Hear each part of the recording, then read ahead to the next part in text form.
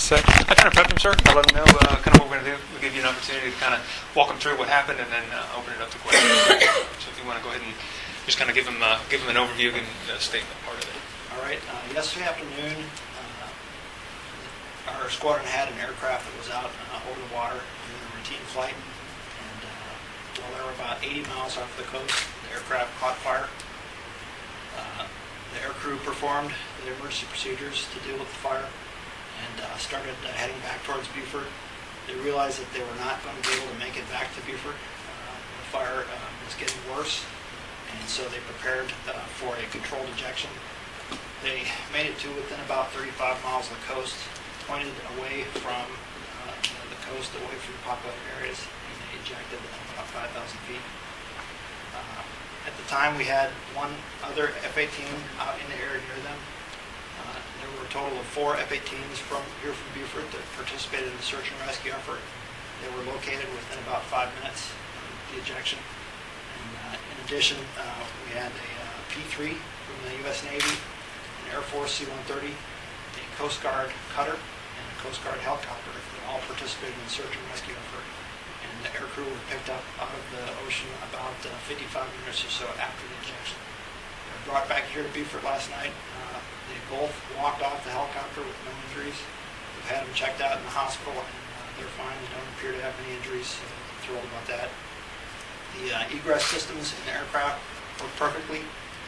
The survival systems in the ocean work perfectly, and really the brave efforts of the Coast Guard responding immediately to the search and rescue was a big factor in getting them recovered quickly. This morning we continued the search effort for the black box. We call it the Deployable Flight Incident Recording System, and we did locate it this morning, so we've got that in hand. We are doing an investigation right now to find out why the fire happened, and if we can figure out how to prevent it from happening again. I think that's about all I got. Do you have any questions? You know, knowing that there was a fire in the jet, you know, how lucky are they that they came out walking out of that helicopter?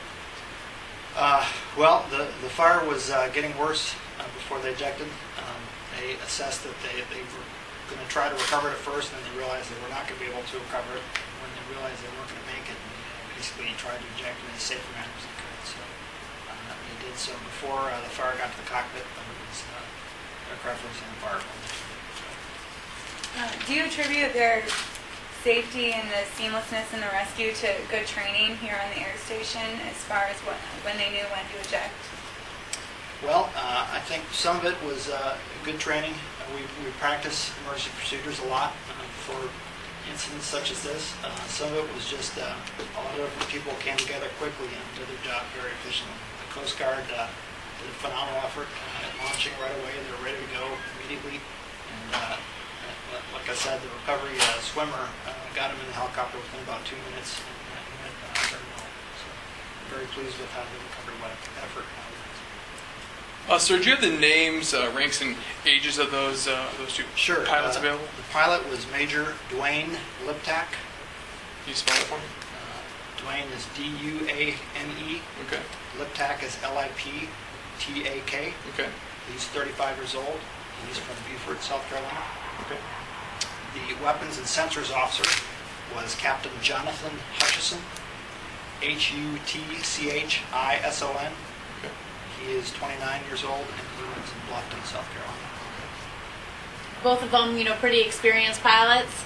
Yes, both of them are very experienced aircrew, and they appear to have done their job very well in this emergency. So I'm very pleased with what appears to have happened while we're still investigating the cause of the fire. Now, when they, you know, the picture that we have is of you hugging them. How did that feel to hug those pilots after you knew what had happened? Well, the search and rescue effort had been going on for about an hour, and the communications were a little bit difficult, so we were having a difficult time getting up-to-date information, and the sun was getting ready to go down, so we were concerned that the search and rescue effort was going to go into the night. So I'm very glad to have found them quickly. They were only up there in the ocean for about 55 minutes, so I think that was pretty quick. I think it's considered, I think, about 35 miles off the coast. How did it feel to give them that hug? I was very glad they were injured. I was thrilled that you guys Sir, just to clarify, the fire started on the outside of the jet, right? Not inside the cockpit. We haven't had a chance to review the data file yet. All I know is kind of what the pilots told me and what some of the other pilots saw in the air that witnessed at the time. So I don't really know exactly what happened, but we have convened an investigation and we're looking into the exact circumstances to figure out why it happened and what happened. Yes, sir. Thanks. Is it pretty amazing that they walked away with no scratches? Yeah, an ejection can be a very dangerous thing. It can be fatal. It's not uncommon to break arms or legs during ejection, so I'm very glad that they had the wherewithal to slow down the aircraft and prepare for ejection when they realized that we're going to make it back to land. So it was a safe ejection. The ejection seats work perfectly, so the Marines that maintain those systems did a really nice job making sure they were ready to go when the emergency worked. That's all I have, sir. Just for housekeeping and record keeping, can you say and spell your first and last name and rank again? Sure. My name is Lieutenant Colonel Joseph Maybach, M-A-Y-B-A-C-H.